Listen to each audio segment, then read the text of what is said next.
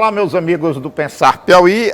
A nossa entrevista semanal é com o ator Paulo Betti, a quem eu agradeço essa oportunidade de falar com a audiência do Pensar Piauí, site e canal do YouTube. Paulo, muito obrigado. Eu é que agradeço, Oscar. Muito prazer. Bom, eu queria saber assim, nessa entrevista que nós vamos ter aqui, quanto a gente pode falar de Sorocaba? Se quiser ficar só falando de Sorocaba, eu vou adorar. Sorocaba é a minha raiz, né? Onde está plantado, como diz minha mãe dizia, que tinha plantado meu umbigo no galinheiro. Qual é a sua lembrança mais remota desses tempos de Sorocaba? São as ligadas com meu pai, minha mãe, o bairro onde eu fui criado, a Vila Leão, onde ainda existe a casa ainda que era a casa da minha mãe, e ali era quase como se fosse um quilombo. Certamente mais da metade da população ali eram de negros. Então as minhas memórias estão ligadas ao batuque, ao cheiro do amendoim torrado, ao cheiro da torrefação de café São Paulo, coisas que tinham lá na Vila Leão, né? E eu sou muito grato a isso. Eu tive muita sorte, porque tinha um ensino público muito bom, então pude fazer um bom curso pré-primário, raríssimo na época, um pré-primário, né? Depois um primário, depois, enfim. Mas a Vila Leão é a minha lembrança mais forte. Os cânticos, os membros da congregação que tocavam instrumentos de sopro. Sua família, você tem muitos irmãos, como era a constituição da sua família? Então, origens e tudo. Nós, na realidade, eu não nasci em Sorocaba, eu sou de Rafar, que é assim, a uns 100 quilômetros de Sorocaba. A cidade maior que tem perto de Rafar é Capivari. Sim. Terra da Tarsila do Amaral. Uhum. Então minha família vivia ali, meus avós vieram da Itália, os avós paternos e maternos, por volta de 1897, e foram para a mesma região ali de Capivari. Ali, com 3 anos mais ou menos, a minha mãe teve 15 filhos, mas sobreviveram 7. 8 ela perdeu. E nesse momento que eu estava com os meus 3 anos, mais ou menos, uma irmã minha foi trabalhar em Sorocaba, mais exatamente em Votorantim, que é um município ao lado de Sorocaba, onde está a sede das indústrias Votorantim. Então a minha irmã foi trabalhar no hospital da indústria Votorantim, e isso iniciou o processo da roça para a cidade, porque um ano depois, quando ela voltou... Desculpe, não posso ajudar com isso. Sem problemas. Quer participar da nossa conversa? Sem problemas. A Alexa se manifestou aí, né? Sem problemas.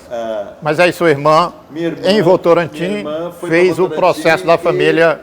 Puxou para as fábricas de tecelagem e estamparia, e fomos todos para lá.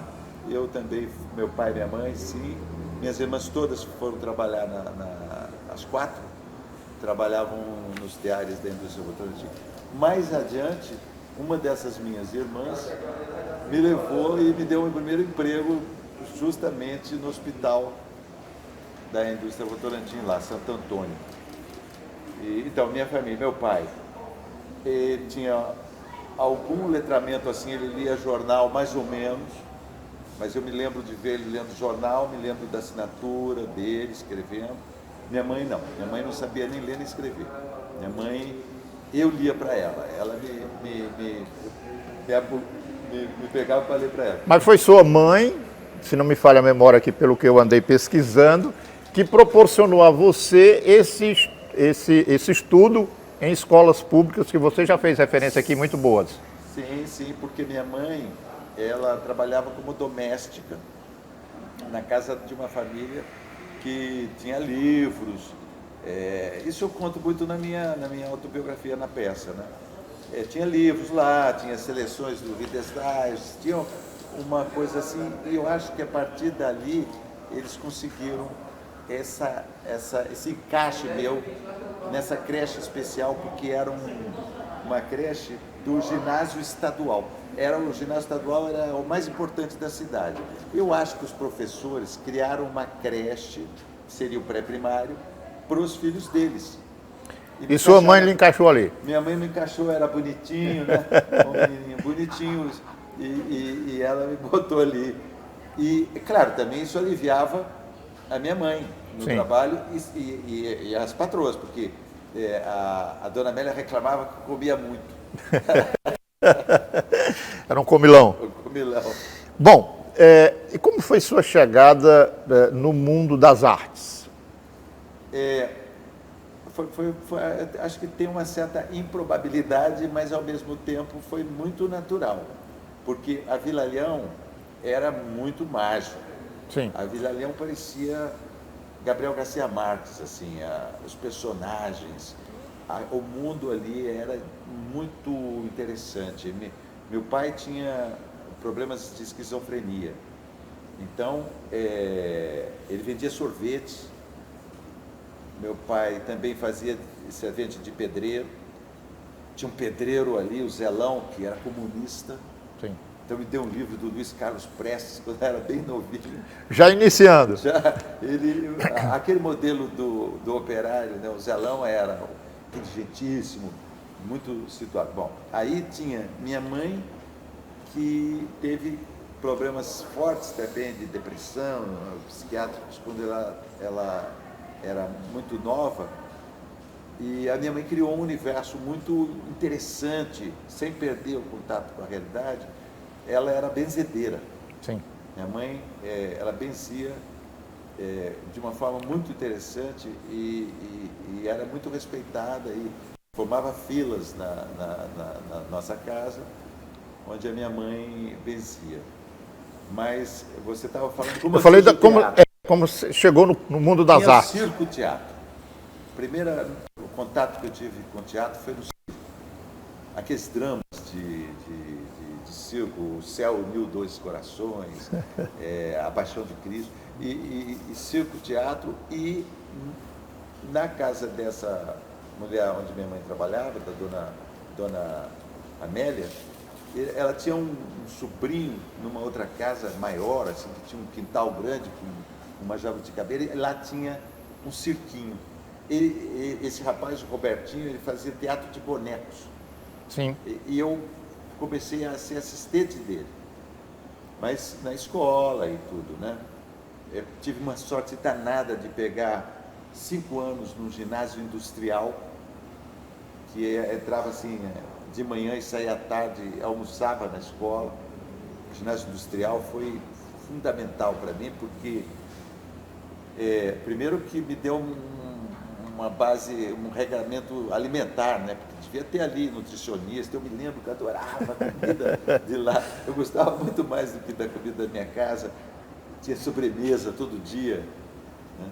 Então, ali eu tive professoras, principalmente uma professora de português, que me incentivou muito a ler poesia e a decorar poesia, e juntamente com o trabalho social, estou falando no mesmo momento ali, sim, dos 12 para frente, trabalho social dos padres salesianos, que tinham um oratório festivo, onde os meninos que moravam na redondeza, mais pobres, ocupavam as dependências da escola, onde iam os alunos que pagavam. No fim do dia, nós tomávamos conta daquilo.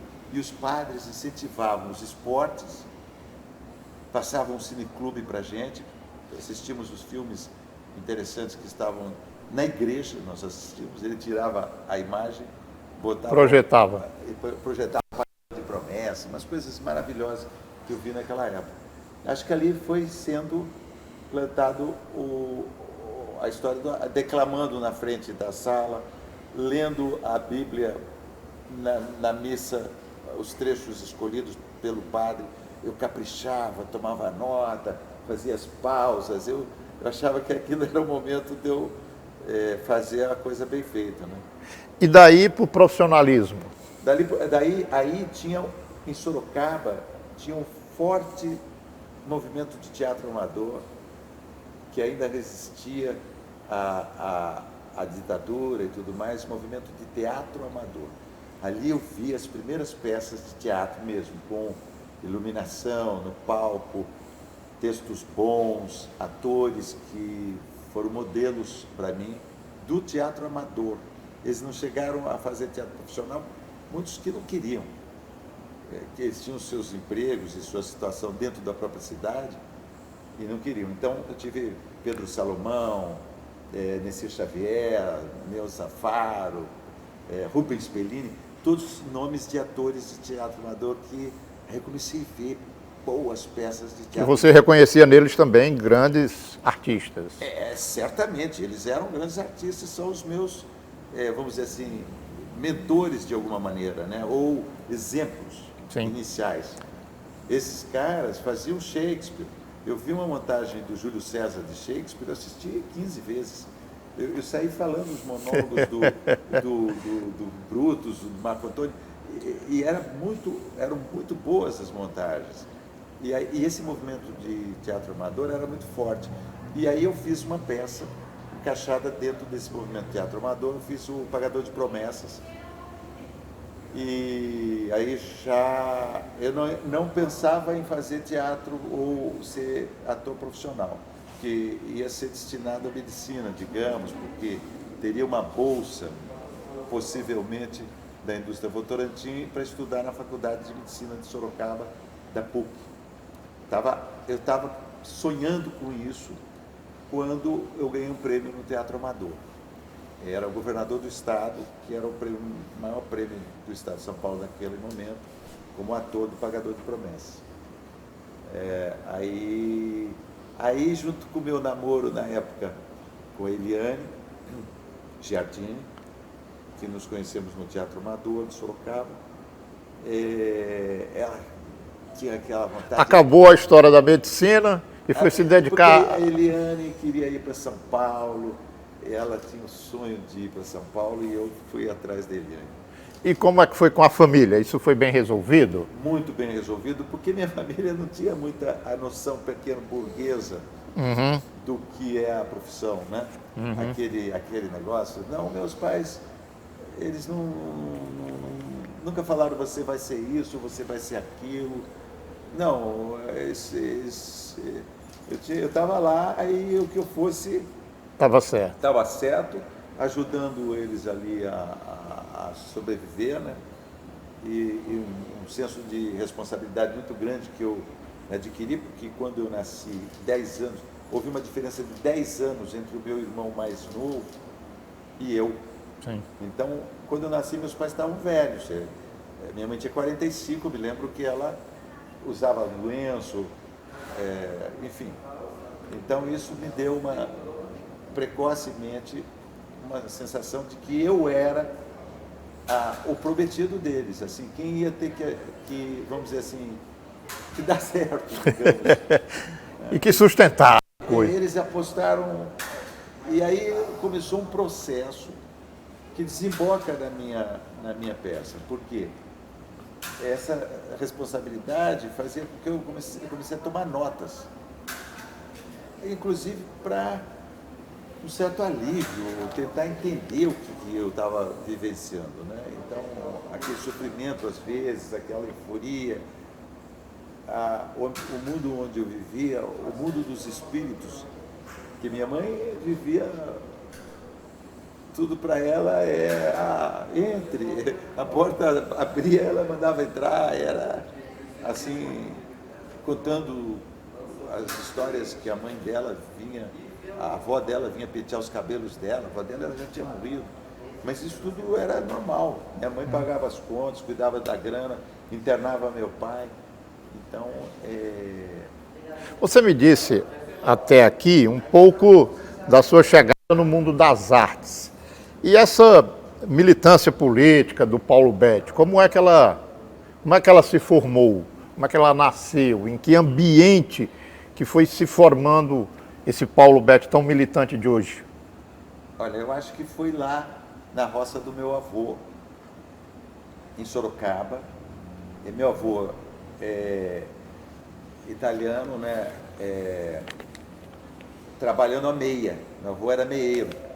Então, quando eu não estava com o pedreiro Zelão, o pedreiro comunista, Que deu o livro do... assentando tijolos, botando paredes no nível, no prumo, e falando e dando risada, e o meu pai junto, eu vendo a relação dele com meu pai, de um patrão próximo, ali, né, o pedreiro com seu servente, eu vendo a relação do meu avô com o dono da terra, onde meu avô era meieiro, por acaso, fantástico, era um homem negro, então meu avô trabalhava a meia para um fazendeiro negro, o que me dava um ponto de vista da senzala para a Casa Grande, e na Casa Grande um senhor negro, o que me deu um olhar onde o negro estava colocado numa posição superior.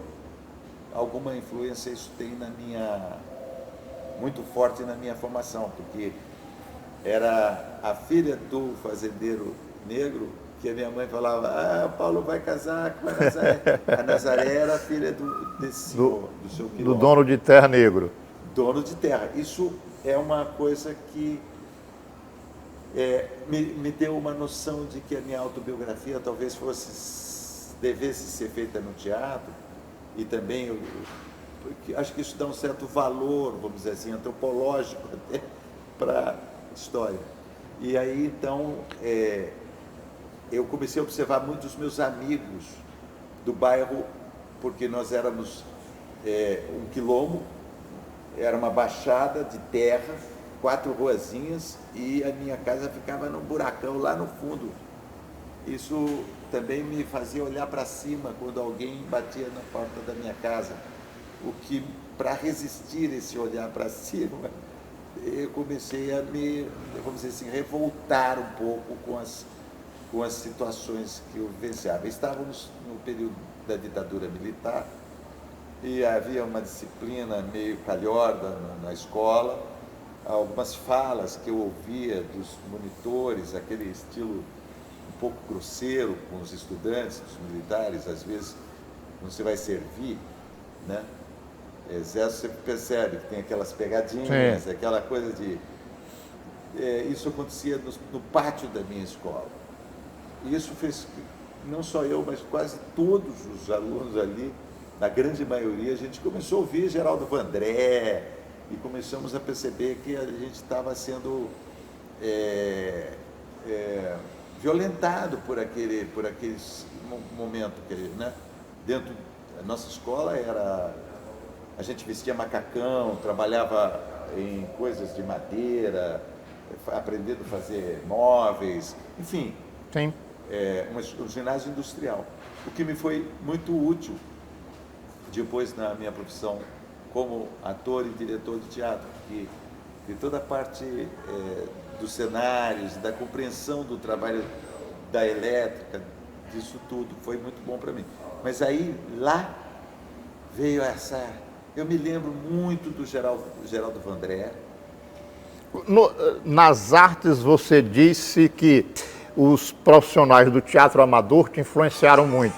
Opa, Agora é o meu aqui, e é o Álvaro de Piripiri. Deixa o Álvaro já fala com o Álvaro. E no campo da política, eu poderia dizer então que foi o Geraldo Vandré, uma das pessoas que fez sua cabeça? Não, a música era do Geraldo Vandré, mas tinha poesia do Menotti Del Picchia, tinha o Castro Alves, que falava do povo indígena, né? Sou bravo, sou forte, não sei se isso é Castro Alves, mas enfim, das poesias que a gente vinha, os padres salesianos. Os padres. Os padres salesianos que eram os caras, porque é ali que eu vi o Pagador de Promessas, e ali que a gente foi montar o Alto da Compadecida, e ali que eu fiz também uma peça infantil, e ali no comportamento dos padres, né, nessa coisa da solidariedade, dos padres misturados, e do fato deles chamarem os garotos pobres. A minha convivência com eles era junto com os garotos pobres. Eu não sei como que era a deles com os alunos que estudavam lá, mas os padres salesianos, eles são culpados. Bela culpa. Vamos dar um pulo agora já para esse tempo do Paulo Betti, já como um destaque no campo das artes. Teatro, cinema ou televisão? Me defina aí esses 3 locais de atuação do ator. Como é que você vê cada uma dessas situações? O Paulo Autran tinha uma brincadeirinha muito interessante. Dizia que o teatro é do ator, a televisão é o cinema do diretor e a televisão é do patrocinador. Ele dizia isso. Mas hoje eu estou numa fase que eu gosto, eu estou um pouco mais apaziguado com a questão da interpretação, de eu ser ator. O ator geralmente é muito atormentado, né? A nossa profissão tem né? A gente representa outras pessoas que não somos nós, mas ao mesmo tempo somos nós, porque é o nosso corpo, a nossa voz, é o olhar do outro que nos vê. E essa quantidade de personagens que vão se misturando no olhar do outro para você, acho que como uma forma de espelhamento até, te causa algum efeito psíquico, sei lá, né? Tanto que a Fernanda Montenegro fez um discurso interessante agora na Academia Brasileira de Letras, dizendo de como somos nós, os atores, que carnificamos, digamos, o texto escrito, né? Mas que precisamos do texto, né? Que dependemos do texto. Então, eu acho assim, o teatro, a peça que está aqui é minha autobiografia, nada mais umbilical, né? Quer dizer, é uma satisfação enorme poder vir para cá, Teresina, apresentar a minha peça de teatro, onde vou contar um pouquinho da história da minha vida. Poxa, isso é uma honra, é um prazer. Então, o teatro é um lugar onde a gente afia os instrumentos, se prepara para aparecer na frente das pessoas ao vivo, né? Então eu tenho um respeito e é fundamental. O cinema tem aquela promessa de que vai ficar mais tempo e de você ter um tempo para trabalhar. Gosto muito também do processo de filmar. Praticamente é o processo de esperar. Você fica sentado esperando, aí você vai, faz uma cena, esperando. Mas tem um começo, meio e fim, você consegue dominar uma curvatura para o seu personagem. E a televisão é onde eu me sustento, onde eu ganho meu pão. E adoro a televisão porque ela tem esse contato direto com o público o tempo todo.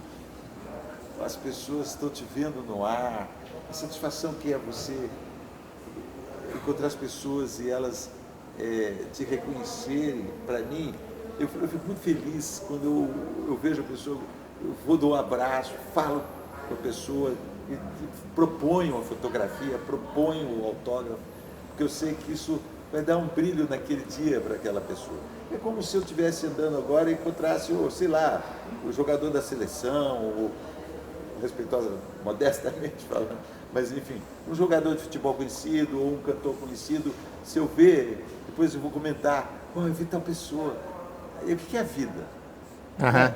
É uma vida, uma ilusão, uma coisa, né? Então essa pequena alegria que você dá para a pessoa, proporciona para a pessoa. E além do que você também contar uma história para a pessoa, né? Poder contar uma história, o cara está em casa assistindo, se divertir, dar risada. Eu estou muito feliz com essa... Fazia 2 anos que eu não estava trabalhando na televisão, né? E também no teatro. Então voltar para o set, encontrar os companheiros para trabalhar, né? A equipe técnica. Trabalhar na televisão é uma beleza, porque quando eu entro nos estúdios, assim, já lá na porta, na portaria, já parece que estão me ajudando a fazer o meu papel, entendeu? Estão me levando para a boca do gol. Você sente que é um conjunto. Vai tudo junto assim, daí tem aquele cara da contra-rega, que o cara já traz o chá que vai servir na cena, e sabe o que é aquilo, ele já viu todo mundo ali. É gostoso. Eu fico grato quando eu me comparo com um jogador de futebol. Porque o jogador perde esse momento, né? Ele deixa de ser... Carreira curta. A carreira é curta, né? Mas eu acho que o prazer é parecido, né? E dos trabalhos que você fez? Lamarca, Theo Pereira, Timóteo D'Alembert ou outro personagem? Qual é aquele que você, se é que você tem um que considera o papel? Não, a gente tem uma paixão por todos, né? Porque parece todos que eu que fiz, né? Eu gosto de todos. Mas, evidentemente, alguns foram mais queridos pelo público, ou tiveram uma repercussão maior. O Lamarca, no cinema, é um dos mais fortes, né? Porque tem aquela coisa mitológica do Lamarca. Mas eu fiz também o Zé Evangelista, o Barão de Mauá, Sim. Que eu gosto muito e que me equilibrou um pouquinho, né? Um capitalista e um comunista. Eu fiz o Ed Morte também. Eu gosto dos personagens cômicos. O Ed Morte foi um personagem que eu gostei. Na televisão, o Timóteo D'Alembert passava toda hora na televisão, passou muitas vezes. Naquele momento, 89, no meio do processo eleitoral, o Timóteo, a novela bateu recordes de audiência. Na época era coisa de 70 pontos, hoje seriam 25. E o Timóteo teve uma grande empatia com o público. Né? Como agora o Theo Pereira agora. Teve outras novelas ali também, eu fiz, que passaram muito, hoje estavam comentando aqui, da Mulheres de Areia, que eu fazia um personagem, depois teve também um político que eu fazia na Indomada, teve o Carlão Batista na Pedra sobre Pedra, Ipiranga Pitiguari na Indomada. Foram os mais populares. Agora, eu fiz algumas coisas no teatro que... Também marcaram. Me marcaram mais a mim, talvez. Mas o Feliz Ano Velho, a peça que eu dirigi, foi um trabalho... O Amigo da Onça também. Eu fiz uma direção de uma peça baseada na história do Amigo da Onça. Sim. O Amigo da Onça. Na Carreira do Divino, uma peça que eu fiz sobre a cultura caipira, baseada no livro do Antônio Cândido. Então, fiz outras coisas no teatro, Deus da Carnificina, que eu estive até aqui, trabalhando aqui no teatro aqui. Eu gosto muito da minha profissão, assim, e tem essa coisa de você, o próximo trabalho, né?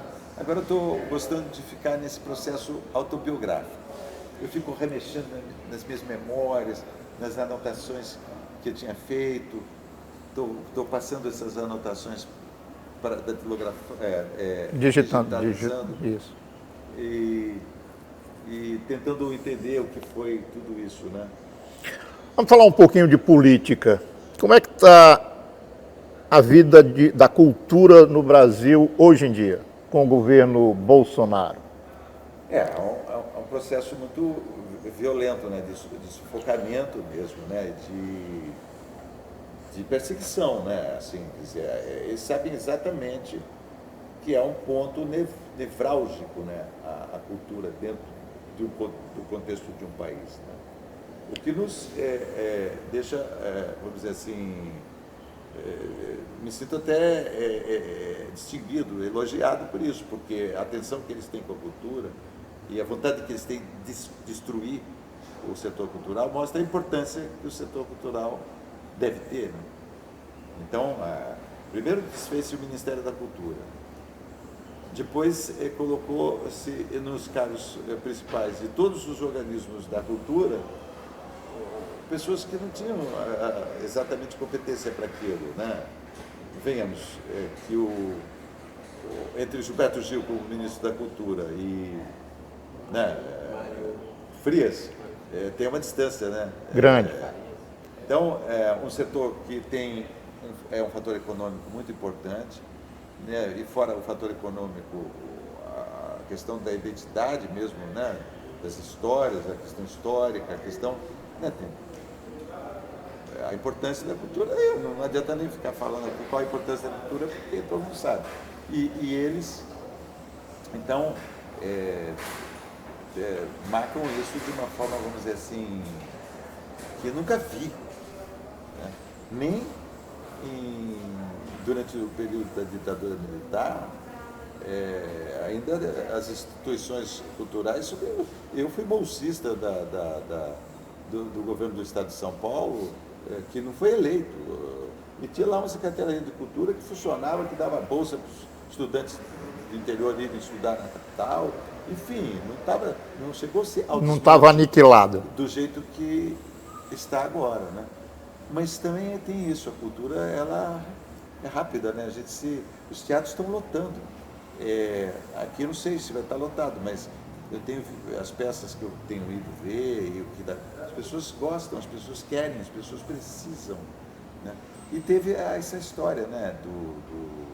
Essa perseguição se faz também no pior que existe, né? Que a coisa da Lei Rouanet, né? Como se nós fôssemos, vamos dizer, parasitas, né? Quando na realidade quase 99% do que eu fiz pela Lei Rouanet foi trabalho voluntário. Eu pegava ali para poder realizar alguma coisa.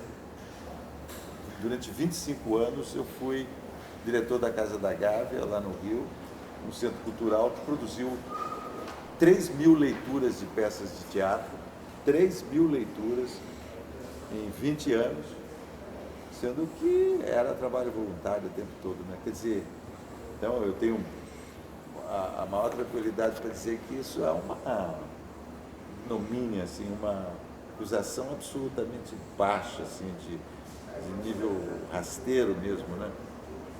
Acusar os artistas. Ninguém que trabalha na televisão está interessado em mamar nas tetas do governo. Por favor, a Lei Rouanet é uma lei absolutamente fácil de você entender. Existe similares para outros setores da economia do Brasil, agricultura, automóvel, em diversos lugares. O mundo inteiro investe pesadamente na cultura, né? Na Coreia. E como é que o Estado deve se relacionar com a cultura em termos de investimento? Hoje a gente tem no Brasil, na União, e isso é replicado nos estados, muita lei de incentivo. O Estado abdica de arrecadar impostos para o empresário bancar determinada atividade cultural. Essa é a saída, Paulo Betti? Ou você, digamos assim, ministro da Cultura, trataria isso de uma outra forma? Como investir? Veja bem, eu faria diferente também, mas não como estão. Primeiro, é uma discussão que tem que haver e que existe. Durante todo o tempo, nós discutimos essa questão, porque, de uma certa maneira, o empresário é que decide o que ele vai produzir, pela lei. Então, é um dinheiro que o Estado abdica e que deixa na mão do empresário. Mas foi isso que foi feito lá no governo Sarney, se não me engano. Então, a gente não queria desmontar algo que, pelo menos, existia. E também tínhamos medo. Eu participei de muitas discussões sobre a Lei Rouanet no período do governo Forte, no governo Fernando Henrique. O governo Forte chamava muita gente para conversar sobre esses aspectos. E a gente teve um momento que estávamos quase a ponto de falar: não, esse dinheiro que a empresa coloca, ela vai colocar num caixa e aí aquele caixa vai ser gerido pelo Estado para ser distribuído. Houve um recuo que tinha assim, colegas meus, muitos diziam que dava mais medo de ser controlado pelo Estado do que pelas empresas, porque pelas empresas, pelo menos, isso se disseminaria entre muitas, e no Estado seria muito centralizado. Mas, enfim, são discussões que devem acontecer. O fato é que eu fiz muitas peças com a Lei Rouanet e elas... Perdão, só um minuto. Ainda não posso falar. Espera aí, um minutinho. Não, fica à vontade. Ainda, eu tô no Tocantins, vou entrar em cena. Eu estou no Tocantins, vou entrar em cena, depois a gente se fala. beijo. Ela não me ligou, sem querer. Sim. Eu, durante esse período em que eu trabalhei com a Lei Rouanet, eu acho que foi excelente. Os espetáculos que eu produzi, nós demos para o patrocinador e para o Estado, na nossa obrigação de retorno, foi interessante, porque a gente popularizava, cobrava preços bem mais baixos do que os normais e tinha vamos dizer assim, essa contrapartida, né? Sim.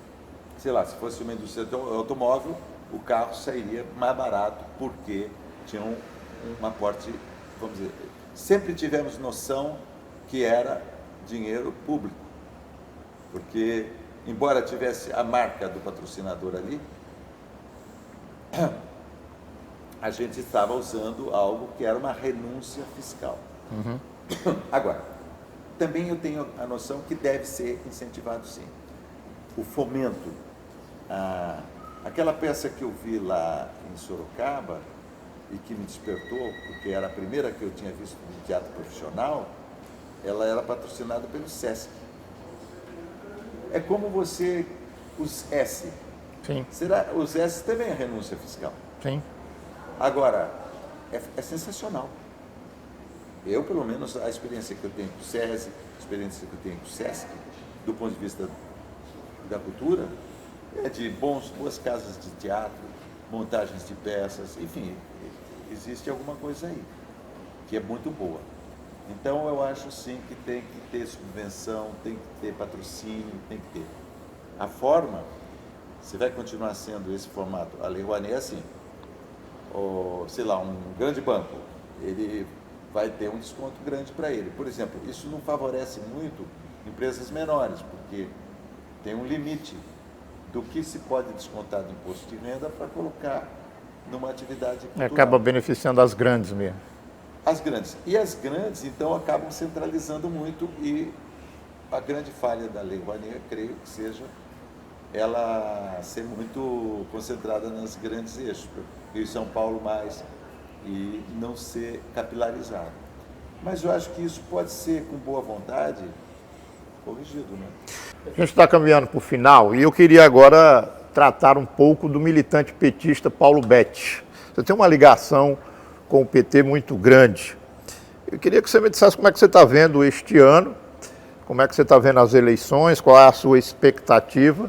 Mas antes de entrar nesse momento aí, eu queria saber se o Lula já foi assistir uma peça sua de teatro. Que pena, né? Não. Essa perguntação é muito boa, porque sempre reclamei com ele disso, mas talvez ele tenha às vezes as pessoas têm com relação ao teatro algum sentimento, vamos dizer assim, de estranheza, né? Da compreensão do evento, né? Sim. Mas o Lula foi ver filmes meus, Lamarca, ele foi ver o lançamento, ele passou o filme lá em Brasília, ele gosta muito de cinema, né? Agora leitor voraz, né? Sim. Mas ele vai ver uma peça minha, eu vou convencê-lo daqui a pouco, vou levar essa.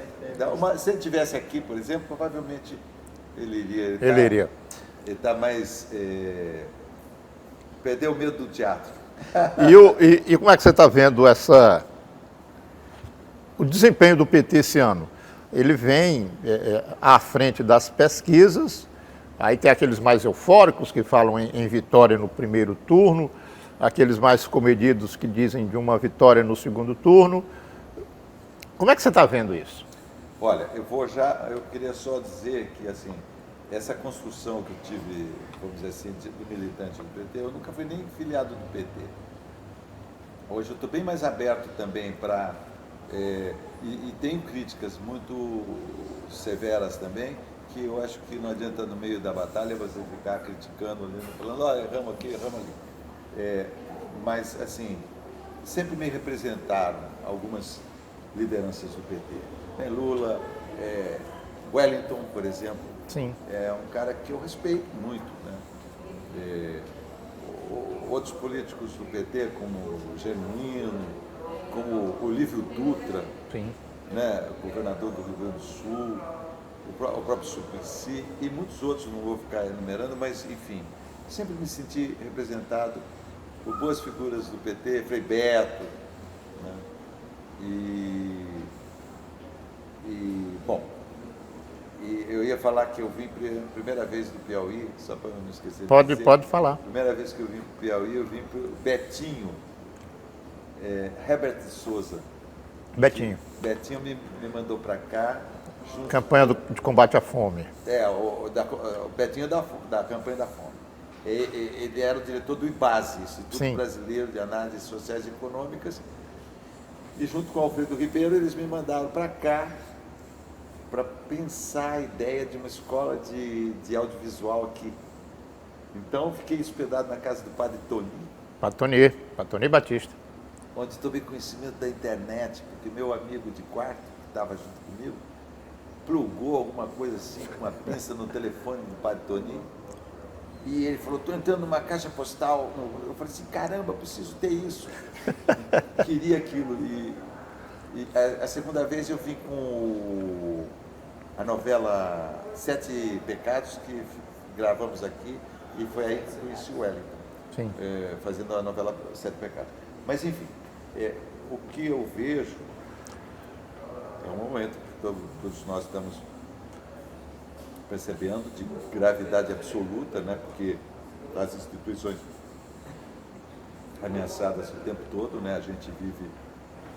Não, as coisas que já foram ditas e que nós tomamos conhecimento e as atitudes todas são inacreditáveis do ponto de vista político. As ameaças à democracia, tudo que tem acontecido ultimamente é tenebroso, né? É uma coisa que me deixa Com medo, com receio. muito preocupado, porque é uma situação muito delicada. Você acha que se o Bolsonaro se sentir ameaçado de vitória, de não conseguir a vitória, ele pode dar um golpe? Ué, se ele não der, tudo que ele falou que ele ia fazer, ele fez. Né? Todas as coisas que ele prometeu fazer, ele fez. Destruir a floresta amazônica, combater os índios, destruir tudo, enfim, destruir a cultura, tudo que ele se propôs e explicitou que faria, fez. E agora o que mais nós precisamos? Em praça pública, né, diante de milhares de pessoas, ele xingou o Supremo, ele afrontou, ele botou os tanques na rua, os tanques saíram para desfilar, ele tem feito treinamentos com os motoqueiros, né? Esses motoqueiros ele aciona pelo WhatsApp, em segundos nós podemos ter centenas deles na rua, armados, porque Foi liberado? foi liberado e há um objetivo nisso, há uma direção, um direcionamento, não vamos ser ingênuos, né? Você tem que ponto as Forças Armadas vão Embarcar nisso tudo. Os exemplos que nós temos é que eles estão embarcados total, né? Porque 6 mil militares trabalhando no governo, a gente, ordens do dia que são deboches à história recente do país. Nosso país não enfrentou as questões e não as resolveu, não houve nada foi esclarecido, tanto que tem gente no Supremo que diz, sei lá, não sei o que militar, e não o golpe militar. a Revolução de Março. Nós temos um dos ministros falando isso, né? E essa tensão permanente entre as instituições, não, eu acho que nós temos um momento gravíssimo, porque pelo que eu leio, pelo que eu vejo, né, o artigo lá 142, que foi a grande, né, porque eu acompanho assim as coisas. O Zé Genuíno outro dia estava falando num podcast, né, do Breno Altman. Sim. Falando que por que o PT não assinou a Constituição, né? Por causa do artigo 142, explicou o Zé Genuíno, que era líder do PT. Sim. Porque aquele artigo deixa na mão dos militares o negócio, né? Se houver caos, se houver... E é fácil você provocar caos, é só botar umas pessoas na rua que são... Não são os entregadores do iFood que vão sair para se juntar para fazer baderna, né? São aqueles que têm um dinheiro, uma moto maior e vão sair ali defendendo o indefensável. Eu acho lamentável. Oscar, eu acho assim agora, vamos fazer o que nós podemos, vamos tentar eleger gente boa, né? E gente de luta, gente que seja digno da... Só no Brasil que tem carro oficial, não sei quantos secretários e assessores, né? Então, eu acho que a gente, assim, se eu pudesse mandar um recado assim para o PT, é assim, quando a gente for viajar para o exterior, quem for para o governo, 3 estrelas para um hotel está muito bom, né? Tinha que pautar-se pela austeridade, porque eu acho que a gente pecou. Você citou aqui o Olívio Dutra. Olívio Dutra. Tem que ser esse é o exemplo. Nosso cara. Pega a cartilha do Olívio. A gente às vezes fica falando e vai descobrindo as coisas, mas é isso que você está dizendo. Nossa cartilha tem que ser Olívio Dutra. Tem que ser o cara que trabalhava, ia de ônibus para o palácio, que depois que saiu do negócio virou... voltou para o caixa do banco. Foi trabalhar no banco. Essa dignidade que nós queremos, essa austeridade. Nos fez falta. Nós pisamos aí. Eu não entrei em nenhum cargo, mas, sabe, me aborrecia quando eu via lá no Rio de Janeiro passar aquela comitiva com a Dilma. Quando a Dilma Você falou disso, noutra entrevista. Eu estou falando porque eu só posso falar da minha vivência pessoal. Sim. Toda a quinta, todo o Alto da Boa Vista, parava tudo por umas 3 horas, porque a Dilma ia... Pô, não dá para fazer uma... A Angela Merkel não tem isso. Certamente vai haver uma conta... não, porque a segurança não pode fazer isso, não pode fazer aquilo. Aí o Bolsonaro vai e rompe isso. Ele vai e come um pastel na feira. E, você entende? E não fica... Então, acho que a gente tem algo a aprender. Eu acho que a minha ideia é assim, nós temos que ser austeros. Temos que reflorestar esse país. Sobrevoando aqui agora, nós temos que, onde foi retirado, tem que replantar.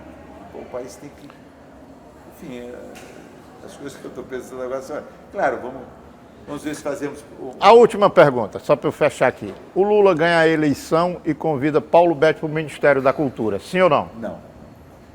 Não, eu sou ator, eu gosto de ficar no trailer, eu gosto de ficar conversando nos bastidores sobre a minha profissão. A minha profissão é a atuação, eu me sinto confortável representando, mas não tenho, vamos dizer assim, essa organização para ser um executivo, alguma coisa assim. Tem tanta gente muito boa que já esteve no Ministério, tem gente da minha área mesmo, atores e tal, que tem esse senso, que gosta mais disso. Eu não, mas vou contribuir com qualquer um, mesmo que não seja o PT, mas durante o governo do Fernando Henrique, a gente participava de reuniões e, com o VFOR, não tinha remuneração nenhuma, todos nós sabemos. A gente era contribuição mesmo. Temos a TV, temos outros lugares, mas eu acho que no Brasil a gente tem que fazer o triplo, e principalmente na nossa profissão. Ou pessoas que alcançam alguma possibilidade de poder...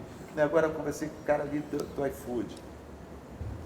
Eu acho isso que é a satisfação possível do entregador do iFood que estava ali, né? Sim. Sobre o que fizeram, a grande sacanagem que fizeram com o iFood, com o movimento deles, para ter mais condições trabalhistas, né? Sim. Acho que a gente tem um compromisso, eu acho que os artistas têm isso, os jornalistas também. O trabalho que vocês fazem, né? Sim. de procurar tentar abrir espaços dentro das informações. O Boal era foi um grande voltado para isso. para você tentar ler a notícia pelo que ela tem por trás dela, e secar isso. Agora, não vai ser fácil a eleição, né? Eu acho que tem esperanças no Rio, que eu estou percebendo mais próximo da gente eleger no Rio, em São Paulo talvez também, né? O Haddad. O Haddad, o Freixo, você acha que tem condições? O Freixo está muito bem no Rio. E no Rio nós temos só pelo xiste, né? Nós temos um carro-chefe no Rio. É não permitir que o Romário seja reeleito. O Romário não pode ser reeleito, não. É brincadeira, né? É até piada. É assim, o mote é assim, não fez nada. Aquele cara que é candidato que não fez nada. E eu estou com uma tática atualmente. Eu começo falando do Romário. Não dá, né, para votar no Romário? Não, pois é, cara. Pô, o Romário é muito fraco, não fez nada, tal, não fez nada.